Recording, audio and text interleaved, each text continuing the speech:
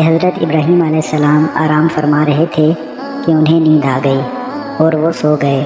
انہوں نے خواب میں دیکھا کہ اللہ تعالیٰ فرما رہا ہے کہ اے ابراہیم، اپنی سب سے پیاری چیز میری راہ میں قربان کرو۔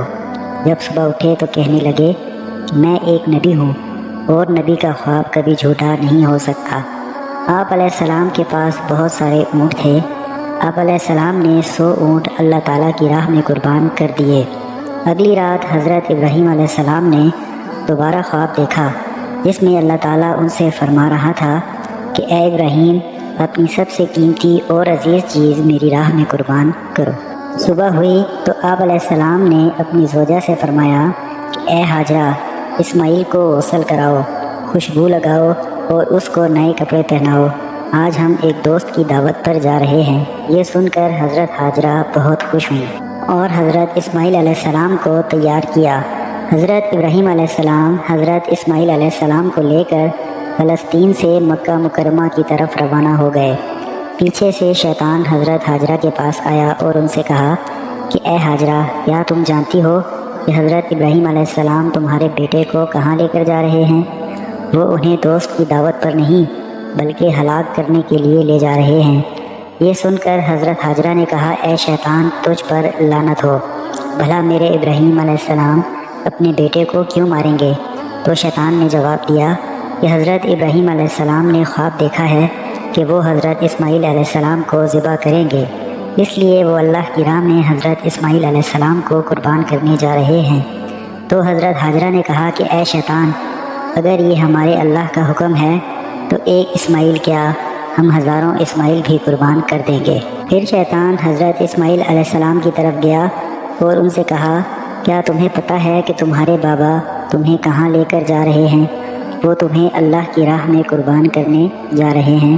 تو حضرت اسماعیل علیہ السلام نے فرمایا کہ میرے بابا اگر مجھے اللہ کی راہ میں قربان کرنے جا رہے ہیں تو اس سے بڑی خوش نصیبی اور کیا ہو سکتی ہے۔ اس کے بعد شیطان حضرت ابراہیم علیہ السلام کے پاس گیا اور ان سے کہا کہ تم اپنے لخت جگر کو کیوں قربان کر رہے ہو؟ تمہیں پتہ ہے کہ تمہاری قربانی قبول ہوگی یا نہیں؟ یہ تمہارا لخت جگر ہے، تم اسے قربان نہیں کر سکتے۔ پھر حضرت ابراہیم علیہ السلام نے پتھر اٹھا کر شیطان کو مارا اور اس پر لعنت کی۔ بتایا جاتا ہے کہ اس وقت سے لے کر آج تک مکہ مکرمہ میں دوران حج شیطان کو کنکر اسی وجہ سے مارے جاتے ہیں۔ پھر حضرت ابراہیم علیہ السلام نے اپنے بیٹے سے کہا کہ اے میرے پیارے بیٹے، کیا آپ کو معلوم ہے کہ ہم آپ کو اللہ کی راہ میں قربان کرنے جا رہے ہیں؟ تو حضرت اسماعیل علیہ السلام نے فرمایا کہ بابا جان، میری اس سے بڑی خوش قسمتی اور کیا ہو سکتی ہے کہ اللہ کے نبی مجھے اللہ کی راہ میں قربان کرنے لے جا رہے ہیں۔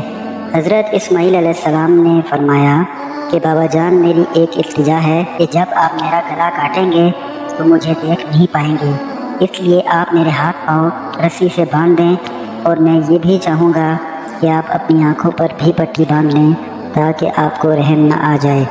پھر حضرت ابراہیم علیہ السلام نے اپنے بیٹے کے ہاتھ پاؤں باندھ دیے اور آنکھوں پر پٹی بھی باندھ دی۔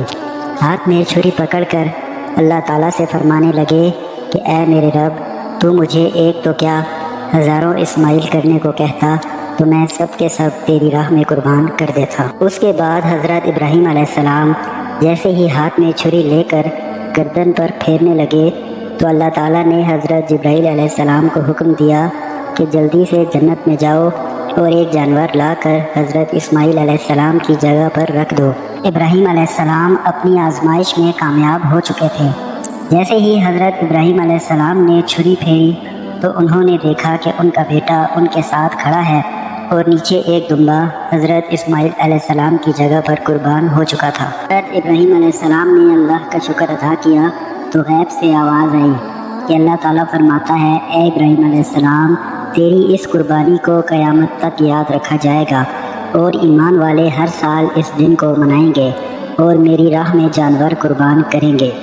پیارے دوستو، عید الاضحیٰ کے روز کی جانے والی قربانی دراصل حضرت ابراہیم علیہ السلام کی اس عظیم قربانی کی یاد دلاتی ہے جو انہوں نے اللہ تعالیٰ کے حکم پر اپنے لخت جگر کو قربان کرنے سے دی تھی۔